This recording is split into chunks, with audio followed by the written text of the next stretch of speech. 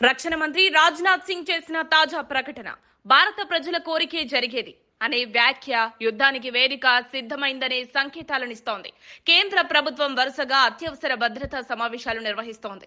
ప్రధానమంత్రి మోదీతో పాటు హోంమంత్రి అమిత్ షా, రక్షణ మంత్రులు కూడా యుద్ధ సంబంధిత అంశాలపై మతిపోయేలా నిర్ణయాలు తీసుకుంటున్నారు.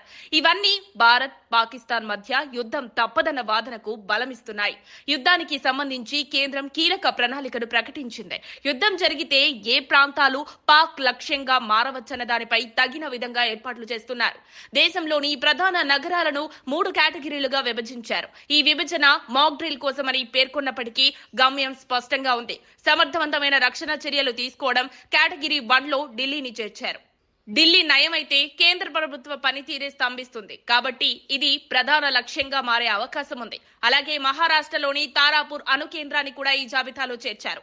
కేటగిరీ 2లో రాజస్థాన్, పంజాబ్, బీహార్, అసోం రాష్ట్రాలు పలు ప్రాంతాలున్నాయి. అంతేకాదు తెలుగు రాష్ట్రాల్లో కూడా ప్రమాద సూచనలు కనిపిస్తున్నాయి. హైదరాబాద్, విశాఖపట్నం నగరాలు కూడా 2వ కేటగిరీలో ఉన్నాయి.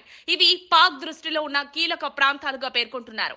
విశాఖలో నావికా దళానికి సంబంధించిన అనేక స్థావరాలు, హైదరాబాద్ లో రక్షణ పరిశ్రమలు ఉన్న నేపథ్యంలో ఈ నగరాలు టార్గెట్ అయ్యే అవకాశం ఉందని అధికారులు చెబుతున్నారు.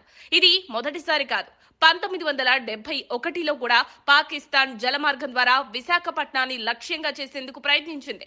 అప్పట్లో భారత మత్స్యకారుల అప్రమత్తతతో ఆ యత్నాన్ని తిప్పికొట్టగలిగారు. అయితే ఇప్పుడు పాక్ దృష్టి మరలకుండా విశాఖ మీదే ఉంటుందన్న అనుమానం కలుగుతోంది. ఇదిలా ఉండగా మే 9న రష్యాలో జరిగే విక్టరీ డే అనంతరం భారత్ యుద్ధానికి సిద్ధమవుతుందని కొన్ని వర్గాలు చెబుతున్నాయి. పాక్ కీలక ప్రాంతాలను భారత్ టార్గెట్ చేస్తూ ముందడుగు వేయనుందన్న ప్రచారం జరుగుతోంది. సారాంశంగా చూస్తే యుద్ధం సంభవిస్తే హైదరాబాద్, విశాఖ వంటి నగరాలు మిగతా దేశంతో పాటు సీరియస్ టార్గెట్లుగా మారే అవకాశం ఉంది.